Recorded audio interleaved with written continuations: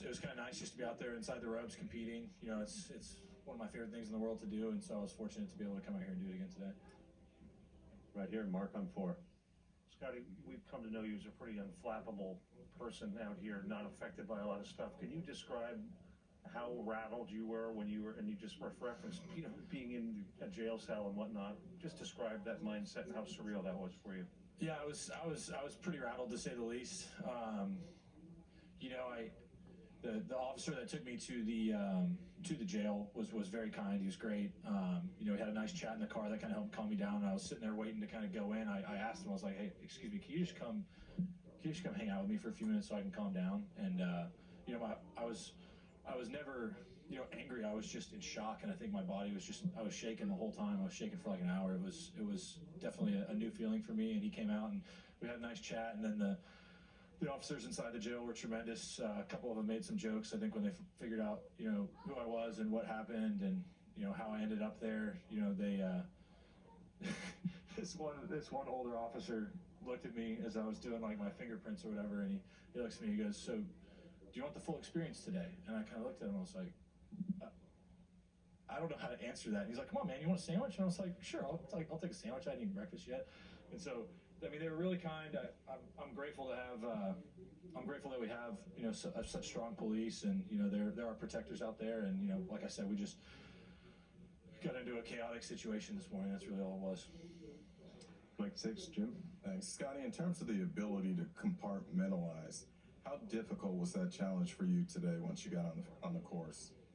Yeah, like I said, you know, my body was, I was shaking, you know, almost, I would say in shock and in fear. And so coming out here and trying to play today was definitely a challenge, but I did my best to, you know, control my mind, control my breathing, and, you know, basically just calm down so I could come out here and try and play golf. You know, I knew there was going to be a lot of distractions, but I didn't really know what the reception would be like. And to be honest with you, it was great having the fans behind me. You know, they cheered for me really loud.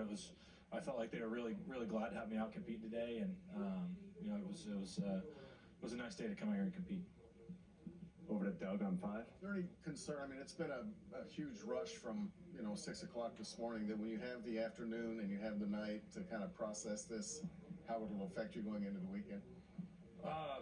You know, I'm going to go back to my normal routine now. You know, I may go practice a touch this afternoon, depending on my energy levels after I eat, and then I'll probably go into the gym, go through my movements, and then see my trainer, and go home and get some rest. So as far as the rest of the week goes, I'm going to do my best to kind of continue to calm down from this morning, you know, continue to get my heart rate down, and yeah, get ready for a long weekend. I'm just curious, what was your level of concern that you wouldn't make it back out here today?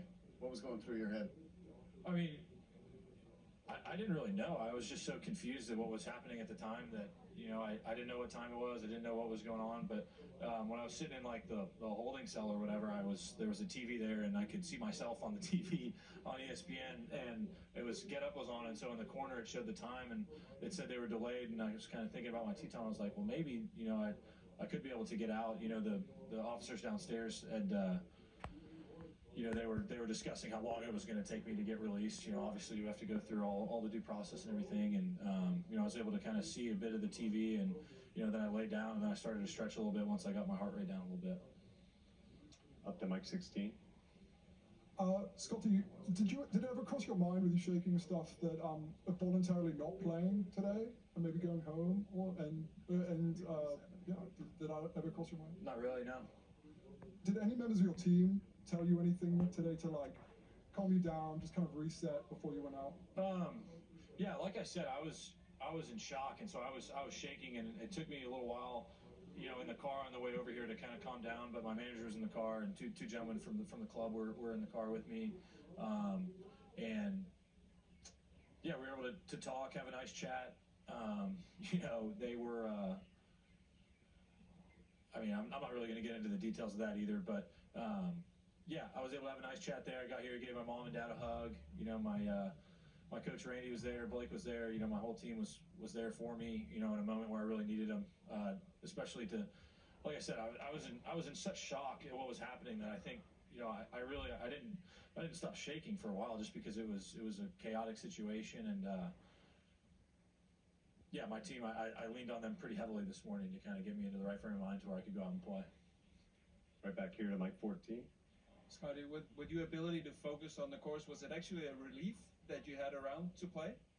I think for sure it was nice to be able to get inside the ropes and do what I love to do. You know, I love competing out here on tour. I love playing major championships, and you know, I've kept myself in the tournament now with a pretty chaotic day, and so I'm gonna go from here and focus on getting some rest and recovery and getting ready for a grind of the last 2 days, and we'll see how the leaderboard shakes out. But yeah, hopefully I won't be too far back going in tomorrow. Back to Marty at 2.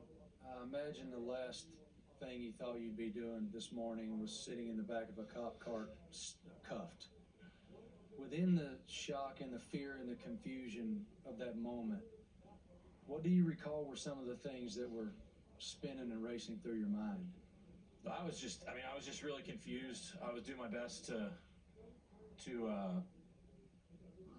diffuse the situation, really, and yeah, I was just sitting there, just trying to remain as calm as possible. Like I said, it was pretty chaotic with what had happened this morning. I mean, once again, you know, I can't imagine what the family's going through.